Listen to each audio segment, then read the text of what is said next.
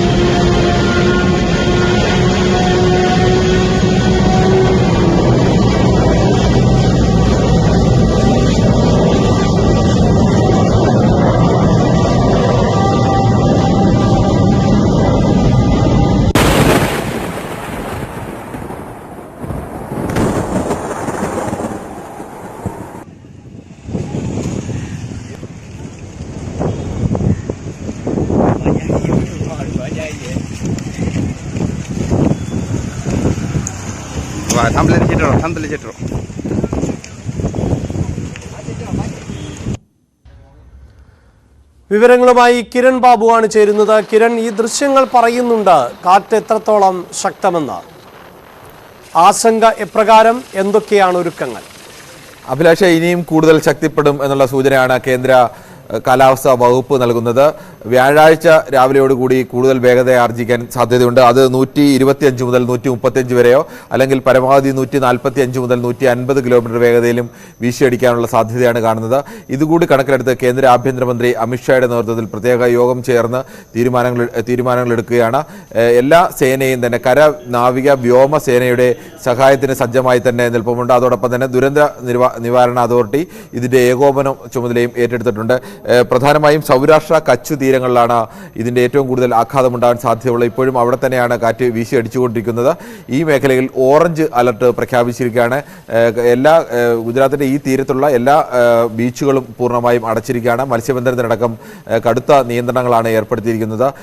ആളുകളെ കൂട്ടത്തോടെ സുരക്ഷിതമായ സ്ഥാനത്തേക്ക് മാറ്റിക്കൊണ്ടിരിക്കുകയാണ്. 21,000 ആളുകളെ ഇപ്പോൾ തന്നെ മാറ്റിക്കഴിഞ്ഞു എന്നാണ് അവിടെ നിന്നുള്ള റിപ്പോർട്ടുകൾ വരുന്നത്. ഇനിയും കൂടുതൽ ആളുകളെ മാറ്റേണ്ട സാഹചര്യമുണ്ട് എന്നുകൂടി കണക്കിലെടുക്കുന്നുണ്ട്. ഈ കനത്ത ഒരു ചുഴലിക്കാറ്റായി മാറി കൂടുതൽ ശക്തി പ്രാപിച്ചുകൊണ്ട് കൂടുതൽ നാശനഷ്ടം വിതയ്ക്കാനുള്ള സാധ്യതയാണ് ഇപ്പോൾ കാണുന്നത്. ഇത് മുൻകൂട്ടി കണ്ടുകൊണ്ട് തന്നെയാണ് ഇത്തരം മുൻകരുതലുകൾ എടുക്കുന്നതും സുരക്ഷാ സംവിധാനങ്ങൾ എടുക്കുന്നതും. ആവശ്യമെങ്കിൽ രക്ഷാപ്രവർത്തനത്തിന് വേണ്ടി സൈന്യത്തെ 3 സൈന്യ വിഭാഗങ്ങളെയും സജ്ജമാക്കി നിർത്തിയിരിക്കുന്നതും. അതോടൊപ്പം തന്നെ ഈ ഗുജറാത്തിൽ നിന്നുള്ള ഈ മേഖലയിൽ നിന്നുള്ള 67 ട്രെയിൻ സർവീസുകളാണ് ഇപ്പോൾ റദ്ദാക്കാൻ തീരുമാനിച്ചിട്ടുള്ളത്. കച്ച്, ജുനഗഡ്, പോർബന്ദർ, ദ്വാരക എന്നീ സ്ഥലങ്ങളിൽ കടൽക്ഷോഭം ഇപ്പോൾ രൂക്ഷമായി തന്നെ നിൽക്കുകയാണ്. നേരത്തെ ആ ദൃശ്യങ്ങളിൽ തന്നെ വളരെ വ്യക്തമാണ്. അത്രത്തോളം കടുത്ത കാറ്റും കടൽക്ഷോഭവും ആ മേഖലകളിൽ ഇപ്പോൾ നിൽക്കുകയാണ്. അതോടൊപ്പം തന്നെ വരും ദിവസങ്ങളിൽ ഇത് കൂടുതൽ ശക്തി പ്രാപിക്കാനുള്ള സാധ്യത കൂടി മുൻകൂട്ടി കണ്ടുകൊണ്ടാണ് ഈ രക്ഷാപ്രവർത്തനത്തിനുള്ള ഏകോപനം ഇപ്പോൾ തന്നെ തീരുമാനിച്ച് നടപ്പാക്കാൻ വേണ്ടി സൈന്യത്തെ അടക്കം സജ്ജമാക്കി നിർത്തിയിരിക്കുന്നത്. കേന്ദ്ര ആഭ്യന്തരമന്ത്രി അമിത്ഷായുടെ നേതൃത്വത്തിൽ തന്നെയാണ് ഇതിന്റെ ഏകോപനങ്ങൾ നടപ്പാക്കുന്നത്. ഒപ്പം കിരൺ, ഇത് ശക്തി പ്രാപിക്കുമെന്ന് കാലാവസ്ഥാ നിരീക്ഷണ കേന്ദ്രം പറയുന്നതിനോടൊപ്പം കാറ്റിന്റെ ദിശ വളരെ പ്രധാനപ്പെട്ടതാണല്ലോ. ഈ തീരപ്രദേശത്ത് തന്നെ നിലയുറപ്പിക്കും, കരയിലേക്ക് കൂടുതൽ ശക്തിയോടെ കടന്നുവരും എന്ന് തന്നെയാണോ കാലാവസ്ഥാ വകുപ്പ് പറയുന്നത്?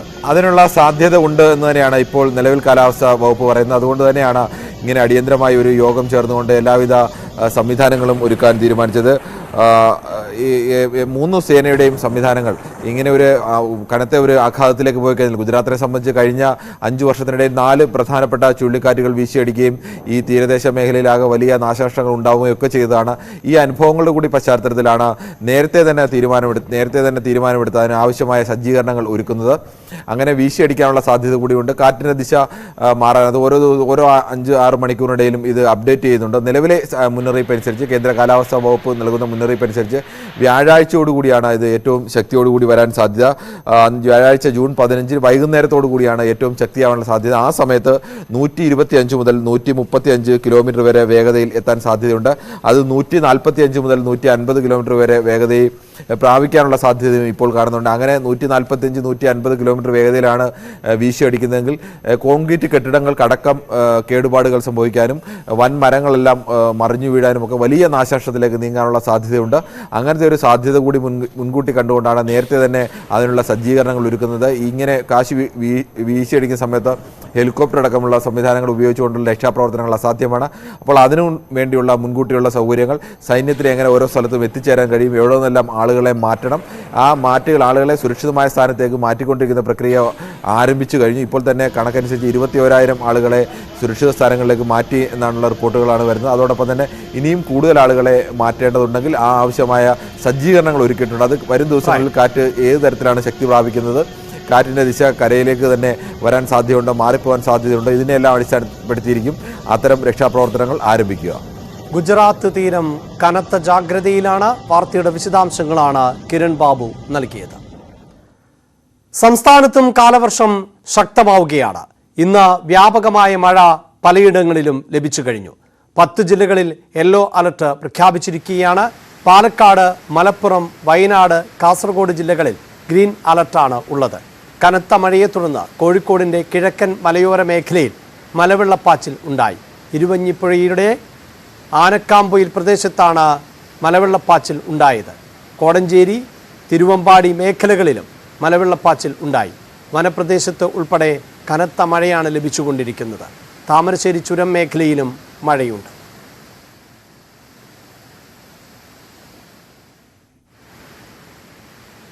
കനത്ത മഴയിൽ കുറ്റാടിയിലെ KRT പബ്ലിക് സ്കൂളിനോട് ചേർന്ന മതിൽ ഇടിഞ്ഞു വീണു. നിർത്തിയിട്ടിരുന്ന കാറിന് മുകളിലേക്കാണ് മതിൽ വീണത്. കാറിൽ ഉണ്ടായിരുന്ന കുട്ടികൾ ഉൾപ്പെടെ 2 പേർ പരിക്കേൽക്കാതെ രക്ഷപ്പെട്ടു. 2 പേര് ഉള്ളിലുണ്ടായിരുന്നു, അവര് പരിക്കുകളൊന്നുമില്ലാതെ രക്ഷപ്പെട്ടു. കടൽ ഭിത്തി നിർമ്മാണം പൂർത്തീകരിക്കാൻ കഴിയാത്തത് പ്രതിസന്ധി സൃഷ്ടിക്കുകയാണ്. ആലപ്പുഴയിലെ തീരദേശ ഗ്രാമങ്ങളായ ഒറ്റമശ്ശേരി, തൈക്കൽ എന്നിവിടങ്ങളിൽ രൂക്ഷമായ കടലാക്രമണ ഭീഷണി നേരിടുന്ന ഇവിടെ പല വീടുകളും അപകട ഭീഷണിയിലാണ്. കൊട്ടാരക്കരയിൽ വീടിൻ്റെ മേൽക്കൂര തകർന്നു. തെക്കേതിൽ നജീമിൻ്റെ വീടിൻ്റെ മേൽക്കൂരയാണ് കഴിഞ്ഞ ദിവസം തകർന്നത്.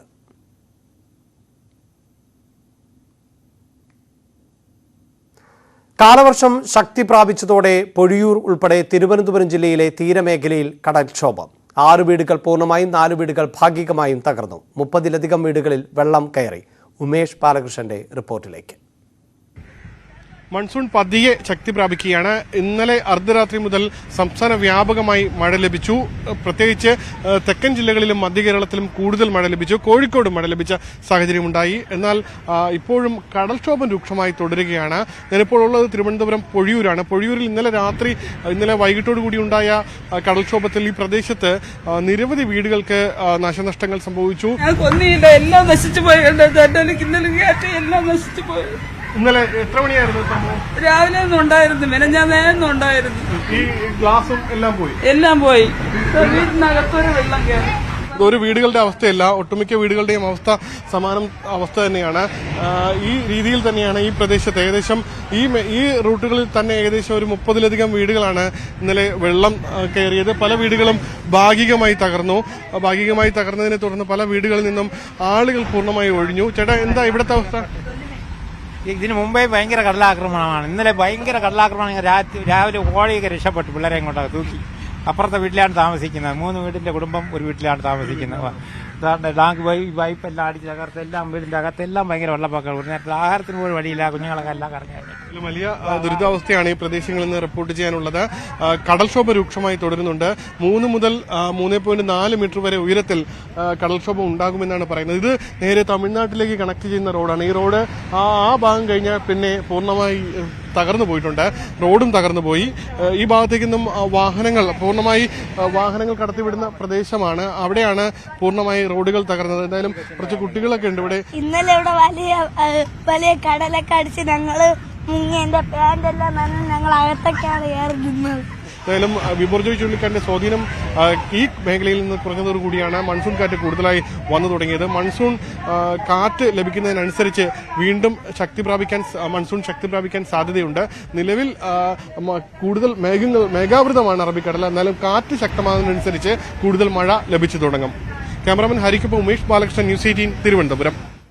തീരദേശ മേഖലയിലെ കാഴ്ചകളാണ് ഉമേഷ് പങ്കുവച്ചത്. എന്നാൽ സംസ്ഥാനത്ത് പൊതുവെ കാലവർഷം ശക്തി പ്രാപിക്കുകയാണ്. പാലക്കാട്, മലപ്പുറം, വയനാട്, കാസർഗോഡ് ജില്ലകളിൽ ഉൾപ്പെടെ ഗ്രീൻ അലർട്ട് പ്രഖ്യാപിച്ചിട്ടുണ്ട്. പലയിടത്തും ഇപ്പോഴും മഴ തുടർന്നുകൊണ്ടിരിക്കുകയാണ്. നിലവിൽ അറബിക്കടൽ മേഘാവൃതമാണ്. പക്ഷേ ഈ ഒരു മൺസൂൺ കാറ്റ് കരയിലേക്ക് പ്രവേശിക്കാത്തതാണ് ഇപ്പോഴും വ്യാപക മഴ സംസ്ഥാനത്ത് ലഭിക്കാത്തത്. എന്തായാലും ഒറ്റപ്പെട്ടിടങ്ങളിൽ ഇപ്പോഴും ശക്തമായ മഴ സംസ്ഥാനത്ത് ലഭിക്കുന്നുണ്ട്. ഇന്ന് രാവിലെയോടെ വന്ന മുന്നറിയിപ്പിൽ 10 ജില്ലകളിലായിരുന്നു യെല്ലോ അലർട്ട് പ്രഖ്യാപിച്ചിരുന്നത്. പക്ഷേ വൈകുന്നേരം ഏറ്റവും ഒടുവിലോ വന്ന ഈ ഒരു മുന്നറിയിപ്പിൽ 5 ജില്ലകളിലാണ് ഇപ്പോൾ യെല്ലോ അലർട്ട് പ്രഖ്യാപിച്ചിട്ടുള്ളത്. ആലപ്പുഴ, എറണാകുളം, തൃശൂർ, കോഴിക്കോട്, കണ്ണൂർ ജില്ലകളിലാണ് ഈ ഒരു യെല്ലോ അലർട്ട് പ്രഖ്യാപിച്ചിട്ടുള്ളത്. അലർട്ടുകൾ പ്രഖ്യാപിച്ചിട്ടുണ്ടെങ്കിലും മറ്റ് ജില്ലകളിലും സാധാരണഗതിയിൽ മഴ ലഭിക്കുമെന്നാണ് ഇപ്പോൾ കേന്ദ്ര കാലാവസ്ഥാ നിരീക്ഷണ കേന്ദ്രം നൽകിയിരിക്കുന്ന ഒരു മുന്നറിയിപ്പ്. ഏറ്റവും പ്രധാനപ്പെട്ട ഒരു കാര്യം, അതിതീവ്ര ചുഴലിക്കാറ്റായി മാറിയ ബിബോർജോയ് ചുഴലിക്കാറ്റ് നാളെ കര തൊടുകയാണ്. ഗുജറാത്ത്, സൗരാഷ്ട്ര തീരങ്ങളിലാണ് ഈ ഒരു ചുഴലിക്കാറ്റ് ആദ്യം കര തൊടുക. ഇത് കര തൊടുമ്പോൾ വലിയ തോതിൽ നാശനഷ്ടമുണ്ടാകുമെന്നാണ് ഇപ്പോൾ കേന്ദ്ര കാലാവസ്ഥാ നിരീക്ഷണ കേന്ദ്രം നൽകിയിരിക്കുന്ന ഒരു മുന്നറിയിപ്പ്. അതിന്റെ പശ്ചാത്തലത്തിൽ കേന്ദ്ര ആഭ്യന്തരമന്ത്രി അമിത്ഷാ യോഗം വിളിച്ചു ചേർക്കുകയും വേണ്ട മുന്നൊരുക്കങ്ങൾ സ്വീകരിക്കാൻ ഉദ്യോഗസ്ഥർക്ക് നിർദ്ദേശം നൽകുകയും ചെയ്തിട്ടുണ്ട്. എന്തായാലും ഈ ബിബോർജോയ് ചുഴലിക്കാറ്റ് അതിനുശേഷം പാകിസ്ഥാൻ കറാച്ചി തീരങ്ങളിലേക്ക് മാറുമെന്നാണ് ഇപ്പോൾ കേന്ദ്ര കാലാവസ്ഥാ നിരീക്ഷണ കേന്ദ്രം നൽകുന്ന ഒരു മുന്നറിയിപ്പ്. അത് മാത്രമല്ല, തീരദേശങ്ങളിൽ ഇപ്പോഴും ശക്തമായ കാറ്റും നിലനിൽക്കുന്നുണ്ട്. കടൽ പ്രക്ഷുബ്ധമായി തന്നെ തുടരുകയും ചെയ്യുന്നുണ്ട്. ജൂൺ 15 വരെ ഇപ്പോൾ മത്സ്യബന്ധനത്തിന് വിലക്കും ഏർപ്പെടുത്തിയിട്ടുണ്ട്. എന്തായാലും വലിയ തോതിൽ ഇപ്പോൾ വരും ദിവസങ്ങളിലും ഈ ഒരു കാലവർഷം ദുർബലമാകുമെന്ന് തന്നെയാണ് ഇപ്പോൾ കേന്ദ്ര കാലാവസ്ഥാ നിരീക്ഷണ കേന്ദ്രം നൽകുന്ന ഒരു മുന്നറിയിപ്പ്. മോൺസൺ മാവുങ്കൽ കേസിൽ KPCC അധ്യക്ഷൻ നാളെ ക്രൈംബ്രാഞ്ചിന് മുന്നിൽ ഹാജരാകില്ല. പരാതിക്കാരുടെ പിറകിൽ മറഞ്ഞിരിക്കുന്ന ശത്രുവുണ്ട് എന്നും പണം വാങ്ങിയെന്ന് തെളിയിച്ചാൽ പൊതുജീവിതം അവസാനിപ്പിക്കുമെന്നും K. സുധാകരൻ പറഞ്ഞു. ആരോപണങ്ങളുടെ ശരശയ്യയിൽ ആയ മുഖ്യമന്ത്രി അതിൽ നിന്ന് രക്ഷപ്പെടാനാണ് പ്രതിപക്ഷ നേതാക്കൾക്കെതിരെ കേസെടുക്കുന്നത് എന്ന് VD സതീശൻ ആരോപിച്ചു. സുധാകരന് പിന്തുണയുമായി മറ്റു കോൺഗ്രസ് നേതാക്കളും രംഗത്തു വന്നു. ഈ കേസിനകത്ത് എനിക്ക് ഒരു ബന്ധവും ഞാനുമായി നേരിട്ടോ നേരിട്ടല്ലാതെയോ ഈ സംഭവത്തിലില്ല എന്ന് ഈ സംഭവം ആദ്യം ഉണ്ടായപ്പോൾ തന്നെ ഞാൻ പത്രമാധ്യമങ്ങളോട് പറഞ്ഞിട്ടുണ്ട്. മോൺസന്റെ ഈ ഇടപാടിൽ ഒരു തരത്തിലുള്ള പങ്കുമുണ്ട് എന്ന് പങ്കുമില്ലെന്ന് ഞാൻ നേരത്തെ എൻ്റെ സ്റ്റാൻഡ് ഞാൻ വെളിപ്പെടുത്തിയിട്ടുണ്ട്. അതേ സ്റ്റാൻഡിൽ തന്നെ ഞാൻ ഉറച്ചു നിൽക്കുകയാണ്. ഞാൻ ഇതിൽ എങ്ങനെ പ്രതിയായി എന്നതിനെക്കുറിച്ച് ഞാൻ പഠിച്ചുകൊണ്ടിരിക്കുകയാണ്. ആ പ്രതിയാക്കാനുള്ള തെളിവുകൾ എന്താണ്, ആ തെളിവുകളൊക്കെ ഞാൻ പരിശോധിച്ചുകൊണ്ടിരിക്കുകയാണ്. നേരത്തെ കൊടുത്ത സ്റ്റേറ്റ്മെന്റിൽ ഈ പറയുന്ന പരാതിക്കാർ എന്റെ പേര് പരാമർശിച്ചിട്ടില്ല. ഈ കേസിൽ എങ്ങനെ പ്രതിയായി എന്ന് പഠിച്ചു വരികയാണ്. അതുകൊണ്ട് തന്നെ നാളെ ക്രൈംബ്രാഞ്ചിന് മുൻപാകെ ചോദ്യം ചെയ്യലിന് ഹാജരാകില്ല. ചോദ്യം ചെയ്യലിന് പിന്നീട് ഹാജരാകണോ എന്നത് സാഹചര്യമനുസരിച്ച് തീരുമാനിക്കും. തന്നെയും സതീശനെയും കേസിൽ കൊടുക്കാമെന്ന് വ്യാമോഹിക്കുന്ന പിണറായി മൂഢസ്വർഗത്തിലാണെന്നും കാലം കരുതി വെച്ചത് പിണറായിയെ കാത്തിരിപ്പുണ്ടെന്നും K. സുധാകരൻ പറഞ്ഞു. കേസ് കാട്ടി ഭയപ്പെടുത്തിയിരുത്തിക്കളയാമെന്ന് വിചാരിക്കേണ്ട. സതീശനെതിരെ കേസ്, KPCC പ്രസിഡന്റിനെതിരെ കേസ്, ഞങ്ങളെല്ലാം കേസ് കാട്ടി ഞങ്ങളെ അങ്ങ് ഭയപ്പെടുത്തി അങ്ങ് ഇരുത്തിക്കളയാം എന്ന് പിണറായി വിജയൻ കരുതുന്നുവെങ്കിൽ മൂഢസ്വർഗത്തിലാണ് അദ്ദേഹം ജീവിക്കുന്നത് എന്ന് മാത്രമേ എനിക്ക് പറയാനുള്ളൂ. പിണറായി വിജയൻ ഓർക്കേണ്ടുന്നത് കാലം കരുതി വെച്ചത് അങ്ങയെ കാത്തിരിക്കുന്നുണ്ട് എന്ന് ഞാൻ അദ്ദേഹത്തെ ഓർമ്മിപ്പിക്കാനാണ് ഞാൻ ഈ സന്ദർഭം വിനിയോഗിക്കുന്നത്. പലരെയും ഭീഷണിപ്പെടുത്തിയാണ് സുധാകരനെതിരെ മൊഴിയെടുത്തതെന്ന് പ്രതിപക്ഷ നേതാവ് VD സതീശൻ പറഞ്ഞു. കള്ളക്കേസിൽ കുടുക്കി KPCC പ്രസിഡന്റിനെ ജയിലിലടക്കട്ടെ, അപ്പോൾ കാണാമെന്നും സതീശൻ പറഞ്ഞു. ഇന്നലെ KPCC പ്രസിഡന്റിനെതിരായി എടുത്ത കേസ് കള്ളക്കേസാണ്.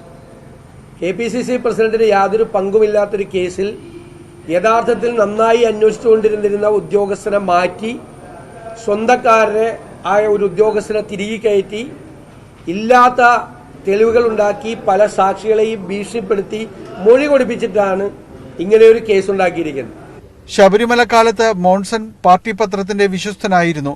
മോൺസന്റെ ചെമ്പോല ഉയർത്തി ദേശാഭിമാനി വാർത്ത നൽകി. മോൺസന് വിശ്വസ്തത ഉണ്ടാക്കി കൊടുത്തത് അവിടെ പോയ പോലീസ് ഉദ്യോഗസ്ഥരാണെന്നും Satheesan. AICC general secretary KC Venugopal, Ramesh Chennithala, UDF convener MM Hassan തുടങ്ങിയ നേതാക്കളും സുധാകരന് പിന്തുണയുമായെത്തി. ന്യൂസ് 18 കൊച്ചി. കെ സുധാകരന് കേസിൽ ബന്ധമില്ലെന്ന മോൻസൺ. ആർക്കെല്ലാം പങ്കുണ്ട് എന്ന് ED അറിയിച്ചിട്ടുണ്ട്. മുഖ്യമന്ത്രിയുടെ PS വരെ ഇടപെട്ട കേസാണെന്നും മോൻസൺ പറഞ്ഞു. കോടതിയിൽ കൊണ്ടുവന്നപ്പോഴാണ് മോൻസന്റെ പ്രതികരണം.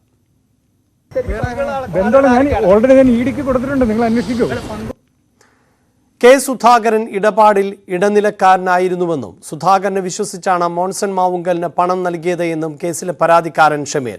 ചികിത്സയ്ക്കല്ല മോൻസന്റെ അടുത്ത് സുധാകരൻ പോയത്. തെളിവുകളുടെ അടിസ്ഥാനത്തിലാണ് പരാതി നൽകിയിട്ടുള്ളത്. നിലവിൽ 2 പോലീസ് ഉദ്യോഗസ്ഥർക്കെതിരെയാണ് കേസ്. കൂടുതൽ പോലീസുകാർ തട്ടിപ്പിൽ ഉൾപ്പെട്ടിട്ടുണ്ട് എന്നും ഇവരെയും കേസിൽ പ്രതി ചേർക്കണമെന്നും ഷമീർ ആവശ്യപ്പെട്ടു. ഞങ്ങൾ 2018 നവംബർ 22-ന് പരാതിക്കാരനായ അനൂപിൽ നിന്ന് 25 ലക്ഷം രൂപ കൈപ്പറ്റുമ്പോൾ സുധാകരന്റെ സാന്നിധ്യവും ഡൽഹിയിലെ വിഷയങ്ങളിൽ സുധാകരൻ ഇടപെടാമെന്നുള്ള ഉറപ്പും ലഭിച്ചതിന്റെ അടിസ്ഥാനത്തിൽ പണം കൊടുത്തു എന്നുള്ള അനൂപിന്റെ ആക്ഷേപമാണ് ഞങ്ങൾ പരാതിയിൽ ഉന്നയിച്ചത്. ആ കാര്യമാണ് ക്രൈംബ്രാഞ്ച് നേരത്തെ അന്വേഷിച്ചുകൊണ്ടിരുന്നത്. കൂടാതെ ഈ കേരള പോലീസിന്റെ ഔദ്യോഗിക ലെറ്റർ ഹെഡിൽ മോൻസന്റെ വീട്ടിൽ അമൂല്യമായ പുരാവസ്തുക്കൾ ഉണ്ടെന്ന രേഖയാണ് എന്നെ കാണിച്ചത്. അതുമായി ബന്ധപ്പെട്ട ആ രേഖ മുൻ DGP ബെഹ്റ ഒപ്പിട്ട ആ രേഖ ഇദ്ദേഹത്തിന് സംഘടിപ്പിച്ചു കൊടുക്കാൻ ഗൂഢാലോചന നടത്തിയ പോലീസ് ഉദ്യോഗസ്ഥന്മാർ അവരുടെ വിവരങ്ങൾ കാര്യങ്ങളെല്ലാമായിരുന്നു നമ്മളന്ന് കൊടുത്തിട്ടുള്ളത്. അതുമായി ബന്ധപ്പെട്ട കാര്യങ്ങളും അന്വേഷിക്കണം. അതിൽ പങ്കുള്ള ആളുകൾക്ക് എതിരെയും FIR ഇട്ടുകൊണ്ട് കേസ് മുന്നോട്ട് കൊണ്ടുപോകണമെന്നാണ് ഞങ്ങളിപ്പോൾ ക്രൈംബ്രാഞ്ചിനടുത്ത് ആവശ്യപ്പെട്ടിട്ടുള്ളത്. കെ സുധാകരനെതിരായ കേസ് രാഷ്ട്രീയ പകപോക്കൽ അല്ലെന്ന് LDF കൺവീനർ EP ജയരാജൻ. പരാതിക്കാരൻ തെളിവുകൾ കൊടുത്തിട്ടുണ്ട്. അത് മുഖവിലേക്ക് എടുക്കാതിരിക്കാൻ പോലീസിന് കഴിയില്ലെന്നും ജയരാജൻ പറഞ്ഞു. ഇതിലേതെങ്കിലും രാഷ്ട്രീയപരമായിട്ടുള്ള പകപോക്കലിന്റെ ഭാഗമായി ഉണ്ടായിട്ടുള്ളതാണ്. എന്തുകൊണ്ടാണ് സുധാകരന് നേരെ കേസെടുത്തത്? ഗവൺമെന്റ് എടുത്തതല്ല, പരാതി ഉന്നയിച്ചതാണ്, പരാതി എഴുതി കൊടുത്തതാണ്. അന്വേഷണം നടക്കാതിരുന്നപ്പോൾ അദ്ദേഹം പരാതിയുമായി വരികയാണ്. പരാതി പോലീസ് അന്വേഷിക്കുന്നില്ല, ഗവൺമെന്റ് അന്വേഷിക്കുന്നില്ല എന്നുള്ളത് കൊണ്ട് അദ്ദേഹം നിയമ നടപടികളിലേക്ക് പോവുകയാണ്. അത്തരമൊരു ഘട്ടത്തിൽ ഒരു പരാതിയെ അടിസ്ഥാനപ്പെടുത്തി അന്വേഷിക്കാനുള്ള നടപടിയാണ് ഗവൺമെന്റ് സ്വീകരിച്ചത്. അപ്പോഴേക്കും പരാതിക്കാരൻ ആവശ്യമുള്ള എല്ലാ തെളിവുകളും, എല്ലാ ജീവിക്കുന്ന തെളിവുകൾ കൂടി സമർപ്പിച്ചുകൊണ്ടാണ് അന്വേഷണത്തിന് വേണ്ടി ആവശ്യപ്പെടുന്നത്. ഇപ്പോൾ ഡാനി ചേരുന്നുണ്ട്. ഡാനി, നാളെ എന്തായാലും സുധാകരൻ ഹാജരാകില്ല എന്ന് വ്യക്തമായി കഴിഞ്ഞു. സുധാകരനെ പിന്തുണച്ചുകൊണ്ട് നേതാക്കൾ എത്തുന്നുണ്ട്. എല്ലാ നേതാക്കളുടെയും പിന്തുണ ഈ വിഷയത്തിൽ സുധാകരൻ ലഭിക്കുകയാണ്. ഒപ്പം ഇതിപ്പോൾ ഭരണ പ്രതിപക്ഷങ്ങൾ തമ്മിലുള്ള രാഷ്ട്രീയ പോരിലേക്ക് കൂടി കടക്കുകയാണല്ലോ. അഭിലാഷ്, തീർച്ചയായും ആ രീതിയിൽ തന്നെയാണ് കാര്യങ്ങൾ പോകുന്നത്. കാരണം ഇതൊരു കേസ്, സാധാരണ രീതിയിലുള്ള ഒരു കേസ് എന്നതിനപ്പുറത്തേക്ക് ഇതിന് നിരവധി രാഷ്ട്രീയപരമായ മാനങ്ങൾ വന്നിരിക്കുന്നു. അല്ലെങ്കിൽ കോൺഗ്രസ് ആ രീതിയിൽ UDF ഒന്നടങ്കം ആ രീതിയിലേക്ക് അത് മാറ്റിയെടുക്കുകയും ചെയ്തിരിക്കുന്നു. അത് തീർച്ചയായും തന്നെ ഇന്ന് ഇപ്പോൾ കോൺഗ്രസ് ബ്ലോക്ക് പ്രസിഡന്റുമാരുടെ യോഗമടക്കം അവിടെ ആലുവയിൽ ചേരുകയുണ്ടായത്. അതിൽ പങ്കെടുത്ത് സംസാരിക്കാൻ എത്തിയ പലരും തന്നെയും ഈ ഒരു കേസും സംബന്ധിയായ കാര്യങ്ങളെ കുറിച്ച് പറയുന്നു. അതോടൊപ്പം തന്നെ നടത്തിയ വാർത്താ സമ്മേളനത്തിൽ പ്രതിപക്ഷ നേതാവ് VD സതീശനും അതോടൊപ്പം തന്നെ KPCC പ്രസിഡന്റ് K സുധാകരനും പറഞ്ഞതെല്ലാം ഒരേ രീതിയിലുള്ള കാര്യങ്ങൾ തന്നെയായിരുന്നു. ഇതിനെ ഒരുമിച്ച് നേരിടും, രാഷ്ട്രീയപരമായ ഒരു കാര്യമായിട്ട് തന്നെ ഇത് ഉയർത്തിക്കൊണ്ട് നിയമപരമായി കേസിനെ നേരിടുക എന്നതിനേക്കാളും അപ്പുറം അതിനേക്കാൾ പ്രാധാന്യം അവർ കൊടുക്കുന്നത് ഈ കേസിനെ രാഷ്ട്രീയപരമായി നേരിടുക എന്ന ആശയത്തിന് തന്നെയാണ്. കാരണം ഇത് കോൺഗ്രസ് പാർട്ടിയെ തന്നെ ചിതറമാക്കാൻ ലക്ഷ്യമിട്ടുകൊണ്ട് മുന്നോട്ട് വരുന്ന ഒരു കേസ് തന്നെയാണ്. അതുകൊണ്ട് അതിനെ ആ രീതിയിൽ തന്നെ കാണുക. അപ്പുറം തന്നെയും ഇതിൽ കോൺഗ്രസിനകത്ത് നിരവധിയായ പ്രശ്നങ്ങൾ ഉണ്ടാകുന്നൊരു സമയം കൂടിയാകുന്നു. ഈ സമയം നോക്കി തന്നെയാണ് വളരെ കൃത്യമായി ഈ കേസിലേക്ക് മുന്നോട്ട് പോകലടക്കമുള്ള കാര്യങ്ങൾ ഉണ്ടാകുന്നത്. അതുകൊണ്ട് ഈ കേസ് കൂടുതലായും ഇതിനെ രാഷ്ട്രീയപരമായി നേരിടുക എന്ന ആശയത്തിൽ തന്നെയാണ് കോൺഗ്രസ് നിൽക്കുന്നത്. വരും ദിവസങ്ങളിൽ അതിന്റെ കൂടുതലൊരു പ്രതികരണങ്ങൾ അടക്കം ഈ കേസുമായി ബന്ധപ്പെട്ടുകൊണ്ട് ഉണ്ടായേക്കാം. ഇന്ന് കെ സുധാകരനും അതോടൊപ്പം തന്നെ വി.ഡി. സതീശനും എല്ലാം പറയുന്ന കാര്യങ്ങളും ഇത്തരം സൂചനകൾ തന്നെയാണ് വളരെ കൃത്യമായും നൽകുന്നത്. കേസിനെ രാഷ്ട്രീയപരമായി കാണുന്നു, രാഷ്ട്രീയപരമായി അതിനെ നേരിടുന്നു. കോൺഗ്രസ് ഒട്ടാകെ ഒന്നിച്ച് ഇതിനെ പിന്നിൽ അണിനിരക്കുന്നു എന്നൊരാശയമാണ് അവർ മുന്നോട്ട് വയ്ക്കുകയും ചെയ്യുന്നത്. അഭിലാഷ്, വിശദാംശങ്ങളാണ് ഡാനി പോൾ നൽകിയത്. ആരോപണ നിഴലിൽ നിൽക്കുന്ന സർക്കാരും കേസുകളുടെ കുരുക്കിൽപ്പെട്ട പ്രതിപക്ഷവും. സംസ്ഥാനത്തെ ഇപ്പോഴത്തെ അത്യസാധാരണമായ രാഷ്ട്രീയ സാഹചര്യത്തെ ഇങ്ങനെ ചുരുക്കി പറയാം. സർക്കാരിനെതിരെ നിരവധി അഴിമതി ആരോപണങ്ങൾ പ്രതിപക്ഷം ഉയർത്തിയെങ്കിലും അതൊന്നും വകവയ്ക്കാതെയാണ് സർക്കാരിന്റെ പോക്ക്. ഇപ്പോൾ പ്രതിപക്ഷ നേതാവിനും KPCC പ്രസിഡന്റിനും എതിരായ അന്വേഷണങ്ങളിലൂടെ പ്രതിപക്ഷത്തിന് തിരിച്ചടി നൽകുകയാണ് സർക്കാർ.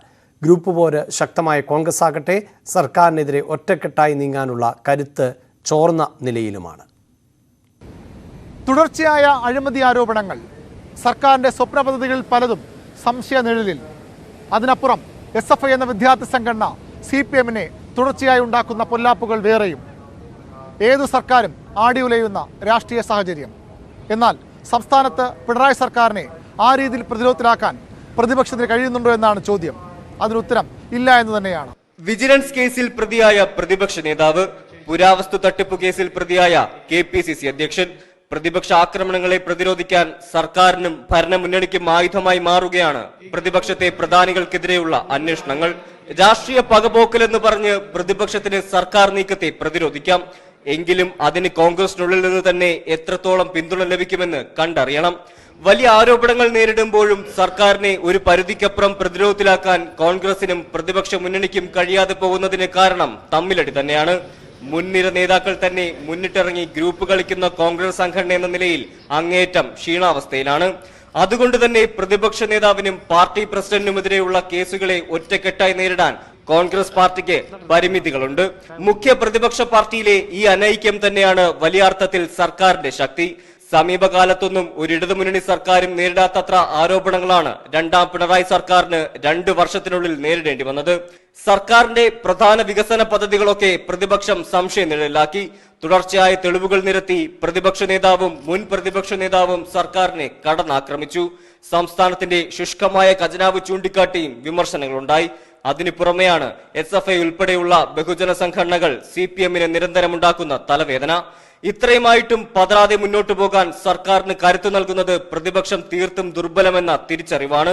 അഴിമതി ആരോപണങ്ങളിലൂടെ സർക്കാരിനെയും മുഖ്യമന്ത്രിയെയും ലക്ഷ്യമിട്ടുള്ള പ്രതിപക്ഷ നീക്കങ്ങൾക്ക് സർക്കാരിന്റെ മറുപടി കൂടിയാണ് ഇപ്പോഴത്തെ അന്വേഷണങ്ങൾ. VV Arun, news 18, Thiruvananthapuram.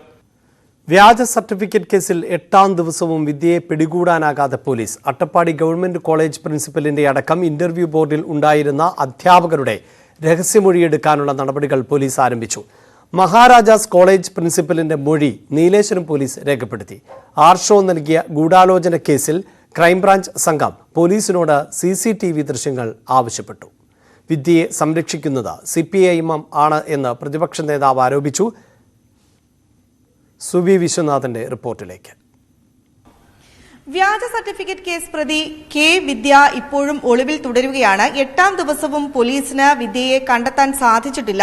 എറണാകുളം ജില്ലയിലെ മൊബൈൽ ടവർ ലൊക്കേഷനിലാണ് വിദ്യയുടെ ഫോൺ അവസാനമായി സ്വിച്ച് ഓൺ ആയിരുന്നത്. അതിനുശേഷം വിദ്യയെക്കുറിച്ച് വിവരങ്ങൾ ലഭിച്ചിട്ടില്ല. ഈ മൊബൈൽ ടവർ കേന്ദ്രീകരിച്ച് നടത്തിയ അന്വേഷണത്തിലും വിദ്യയെ കണ്ടെത്താൻ സാധിക്കാത്തത് പോലീസിന് പ്രതിരോധമുണ്ടാക്കുന്നുണ്ട്. ഏതായാലും നീലേശ്വരം പോലീസ് ഈ കേസുമായി ബന്ധപ്പെട്ട് മഹാരാജാസ് കോളേജ് പ്രിൻസിപ്പാളിന്റെ മൊഴി രേഖപ്പെടുത്തി. കൊച്ചിയിൽ എത്തിയ ശേഷമാണ് മഹാരാജാസ് കോളേജ് പ്രിൻസിപ്പാളിന്റെ മൊഴി രേഖപ്പെടുത്തിയിരിക്കുന്നത്.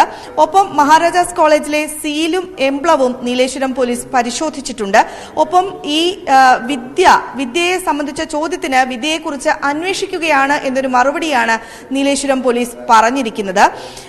അതിനുശേഷം ക്രൈംബ്രാഞ്ച് സംഘമാണ് ഈ കേസുമായി ബന്ധപ്പെട്ട് ഒപ്പം അതേസമയം അഗളി പോലീസിന്റെ അന്വേഷണവും ഇതുമായി ബന്ധപ്പെട്ട് ഊർജിതമാവുകയാണ്. അഗളി പോലീസ് അട്ടപ്പാടി ഗവൺമെന്റ് കോളേജിലെ പ്രിൻസിപ്പാളിന്റെ രഹസ്യമൊഴി എടുക്കാനാണ് നീക്കം നടത്തുന്നത്. പ്രത്യേകിച്ചും ഈ അട്ടപ്പാടി ഗവൺമെന്റ് കോളേജിലാണ് വിദ്യ K അവസാനമായി ഇന്റർവ്യൂവിന് ചെന്നത്. ഈ ഇന്റർവ്യൂ ബോർഡിൽ ഉണ്ടായിരുന്ന അധ്യാപകരുടെ മൊഴികളിൽ വൈരുദ്ധ്യമുണ്ട്. ഈ വൈരുദ്ധ്യം ഉള്ളൊരു സാഹചര്യത്തിലാണ് പ്രിൻസിപ്പാളിന്റെ രഹസ്യമൊഴി രേഖപ്പെടുത്തുന്നത് എന്നാണ് പോലീസ് വിശദീകരിക്കുന്നത്. ഇതിനുവേണ്ടി പാലക്കാട് CJM കോടതിയിൽ അപേക്ഷ നൽകും എന്നും അഗളി പോലീസ് അറിയിച്ചു. ഒപ്പം തന്നെ ഈ സർട്ടിഫിക്കറ്റ്, വിദ്യ ഹാജരാക്കിയ സർട്ടിഫിക്കറ്റ് വ്യാജമാണ് എന്ന് കണ്ടെത്തിയതിനു ശേഷം ഈ അട്ടപ്പാടി ഗവൺമെന്റ് കോളേജിലെ അധ്യാപകർ വിദ്യയുമായി ഫോണിൽ ബന്ധപ്പെട്ടിരുന്നു. അന്ന് ഇതെങ്ങനെ സംഭവിച്ചു എന്ന് ചോദിച്ചപ്പോൾ ഞാൻ നോക്കട്ടെ എന്നൊരു മറുപടിയും വിദ്യയുടെ ഭാഗത്ത് നിന്ന് ഉണ്ടായിട്ടുണ്ട്. ആ ഒരു ശബ്ദരേഖയും പരിശോധിക്കാൻ അഗളി പോലീസ് ഇപ്പോൾ തീരുമാനം എടുത്തിട്ടുണ്ട്. ഏതായാലും വിദ്യയുടെ വ്യാജരേഖ കേസിൽ അഗളി പോലീസും അതുപോലെ തന്നെ നീലേശ്വരം പോലീസും ഊർജിതമായി അന്വേഷണം തുടരുകയാണ്. അതുപോലെ തന്നെ മഹാരാജാസുമായി ബന്ധപ്പെട്ട മറ്റൊരു വിവാദമുണ്ട്, മാർക്ക് ലിസ്റ്റ് വിവാദം. SFI സംസ്ഥാന സെക്രട്ടറി PM അർഷോയുടെ മാർക്ക് ലിസ്റ്റുമായി ബന്ധപ്പെട്ട വിവാദ കേസിൽ അർഷോ ഒരു പരാതി നൽകിയിരുന്നു. ഈ അർഷോയുടെ പരാതിയിൽ ക്രൈംബ്രാഞ്ചാണ് ഇപ്പോൾ അന്വേഷണം നടത്തുന്നത്. ക്രൈംബ്രാഞ്ച് സംഘം നേരത്തെ തന്നെ മഹാരാജാസ് കോളേജ് പ്രിൻസിപ്പാളിന്റെ മൊഴിയെടുത്തിരുന്നു. ഇന്ന് വീണ്ടും ക്രൈംബ്രാഞ്ച് സംഘം മഹാരാജാസ് കോളേജിൽ എത്തിയിരുന്നു. പ്രിൻസിപ്പാളിനോട് കൂടുതൽ വിവരങ്ങൾ ക്രൈംബ്രാഞ്ച് സംഘം ആരാഞ്ഞു. അതിനുശേഷം CCTV ദൃശ്യങ്ങളും ഹാജരാക്കാൻ ആവശ്യപ്പെട്ടിട്ടുണ്ട്. ഈ 6-ാം തീയതി ഈ മാർക്ക് ലിസ്റ്റ് വിവാദം ഉണ്ടായ ദിവസം കേസുയുടെ പ്രതിഷേധമുണ്ടാകുന്നു, മാധ്യമപ്രവർത്തകർ അവിടെ എത്തുന്നു എന്നതുൾപ്പെടെയുള്ള കാര്യങ്ങൾ നടന്ന 6-ാം തീയതിയാണ് 6-ാം തീയതിയിലെ CCTV ദൃശ്യങ്ങളാണ് ക്രൈംബ്രാഞ്ച് സംഘം ആവശ്യപ്പെട്ടിരിക്കുന്നത്. KSU നേതാവിന്റെ പേരിൽ വ്യാജ ബിരുദ സർട്ടിഫിക്കറ്റ്. സംസ്ഥാന കൺവീനർ അൻസിൽ ജലീലിന്റെ പേരിലാണ് ബിരുദ സർട്ടിഫിക്കറ്റ്. താൻ ബിരുദധാരി അല്ലെന്നും സംഭവത്തിൽ പോലീസിനെ സമീപിക്കുമെന്നും അൻസിൽ ന്യൂസ് 18നോട് വ്യക്തമാക്കി. KSU സംസ്ഥാന കൺവീനർ അൻസിൽ ജലീൽ കേരള സർവകലാശാലയിൽ നിന്ന് 2016-ൽ BCom ബിരുദം നേടിയതായാണ് സർട്ടിഫിക്കറ്റ്. സർവകലാശാലയുടെ ഔദ്യോഗിക എംബ്ലവും സീലും വൈസ് ചാൻസലറുടെ ഒപ്പും സർട്ടിഫിക്കറ്റിലുണ്ട്.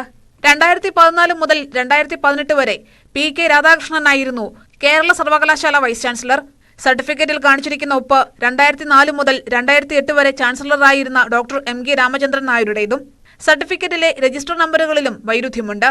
അതേസമയം തനിക്ക് ബിരുദമില്ലെന്നും BCom പഠിച്ചിട്ടില്ലെന്നും അൻസിൽ ജലീൽ ന്യൂസ് 18നോട് പറഞ്ഞു.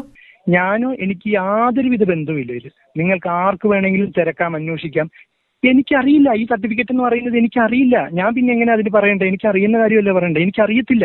നിലവിൽ ആലപ്പുഴയിൽ ചായക്കട നടത്തുകയാണെന്നും സിനിമയിൽ പ്രവർത്തിക്കുന്നുണ്ടെന്നും അൻസിൽ വിശദീകരിക്കുന്നു. സംഭവത്തിൽ പോലീസിൽ പരാതി നൽകാനാണ് അൻസിലിന്റെ തീരുമാനം. ന്യൂസ് 18 തിരുവനന്തപുരം.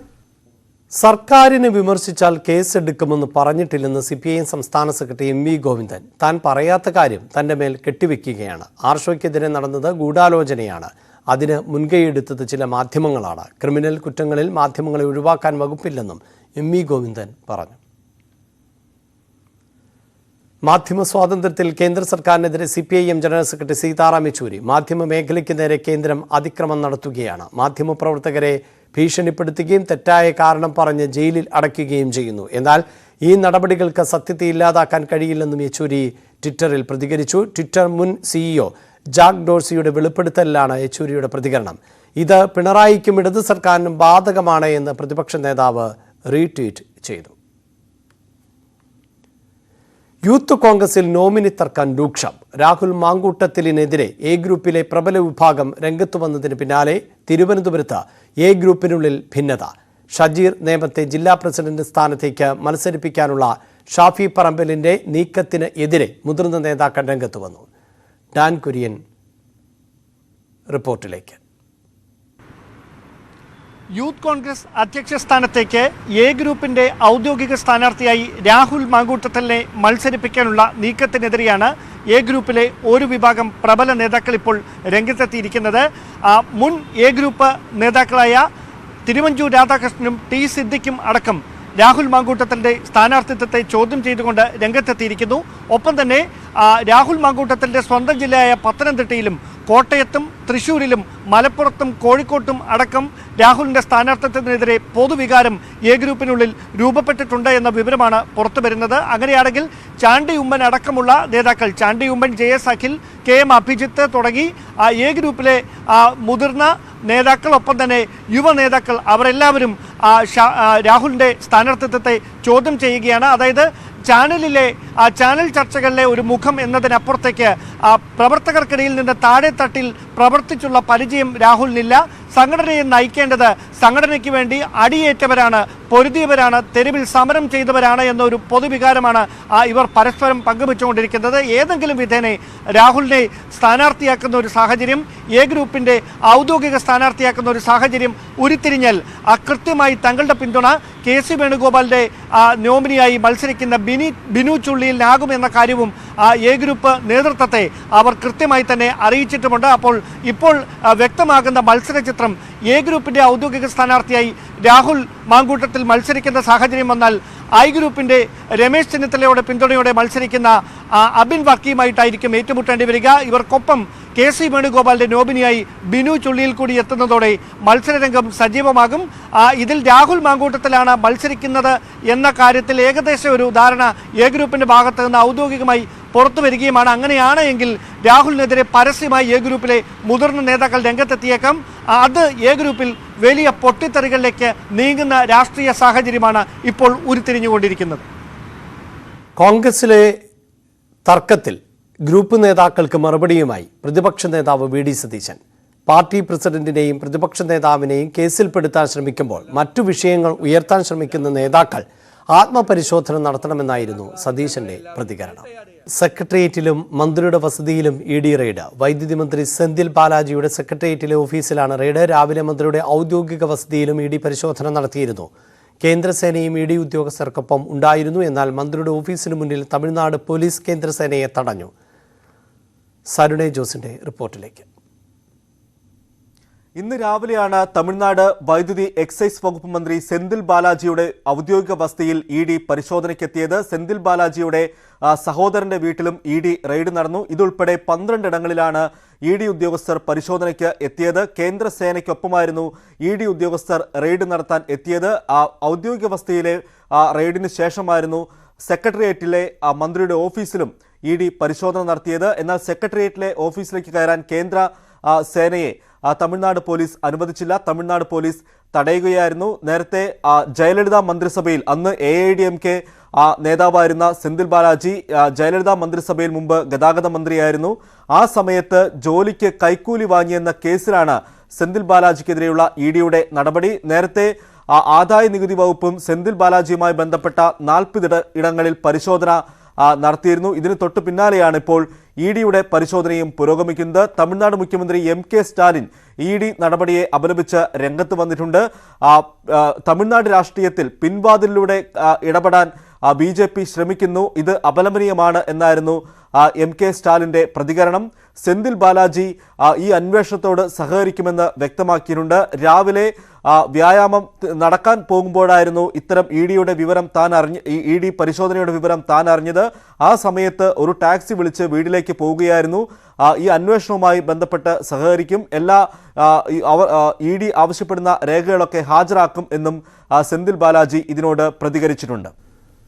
ട്വിറ്റർ പൂട്ടിക്കുമെന്ന് കേന്ദ്ര സർക്കാർ ഭീഷണിപ്പെടുത്തി എന്ന വെളിപ്പെടുത്തലുമായി ട്വിറ്റർ മുൻ CEO ജാക്ക് ഡോർസി കർഷക സമരവുമായി ബന്ധപ്പെട്ടവരുടെ അക്കൗണ്ട് ബ്ലോക്ക് ചെയ്യണമെന്നാവശ്യപ്പെട്ട് സമ്മർദ്ദമുണ്ടായി എന്നും യൂട്യൂബ് ചാനൽ അഭിമുഖത്തിൽ ജാക്ക് ഡോർസി വെളിപ്പെടുത്തി. എന്നാൽ ഇത് നുണയാണെന്ന് കേന്ദ്ര സർക്കാർ പ്രതികരിച്ചു.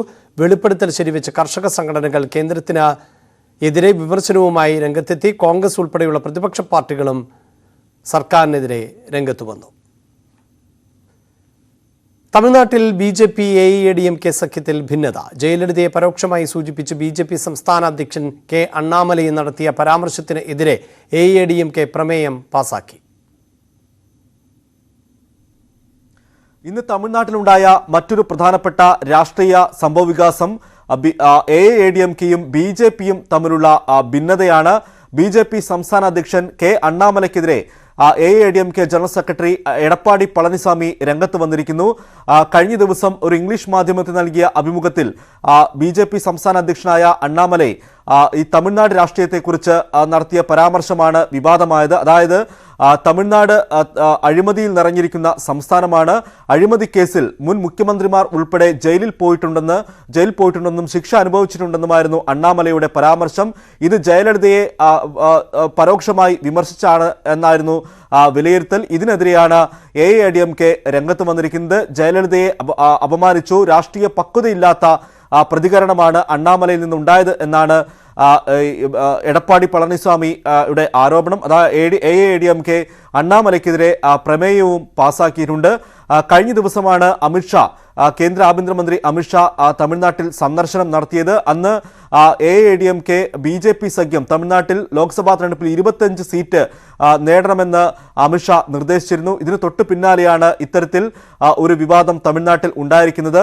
അവിടെ BJPയുടെ ഏക സഖ്യ പാർട്ടിയാണ് AADMK.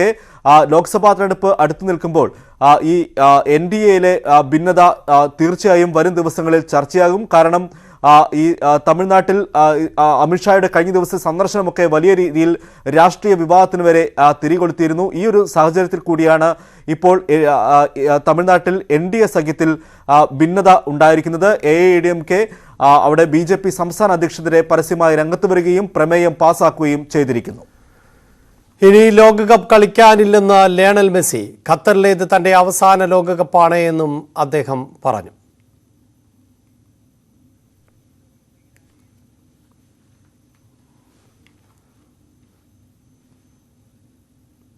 സ്വർണം, വെള്ളി, പ്ലാറ്റിനം നിരക്കുകൾ. താരകൻസ് റോയൽ ജ്വല്ലറി ഇന്നത്തെ സ്വർണ്ണവില ബ്രോട്ട് യു ബൈ അനധികൃത വിൽപ്പനക്കാരിൽ നിന്നും സ്വർണം വാങ്ങി ഇനി ആരും വഞ്ചിതരാവരുത്. Tharakans royal jewellery, Kunnamkulam. സ്വർണം ഗ്രാമിന് 5530 രൂപ, പവൻ 44,240, വെള്ളി ഗ്രാമിന് 82, കിലോ 82,000, പ്ലാറ്റിനം ഗ്രാമിന് 3661 രൂപ. താരകൻസ് റോയൽ ജ്വല്ലറി ഇന്നത്തെ സ്വർണ്ണവില ബ്രോട്ട് യു ബൈ അനധികൃത വിൽപ്പനക്കാരിൽ നിന്നും സ്വർണം വാങ്ങി ഇനി ആരും വഞ്ചിതരാവരുത്. Tharakans royal jewellery, Kunnamkulam. വാർത്തകൾ വിശദമായി പൂർണ്ണമാകുന്നു. ഇനി ടോപ്പ് 18മായി കിരൺ ബാബു ചേരും. നമസ്കാരം.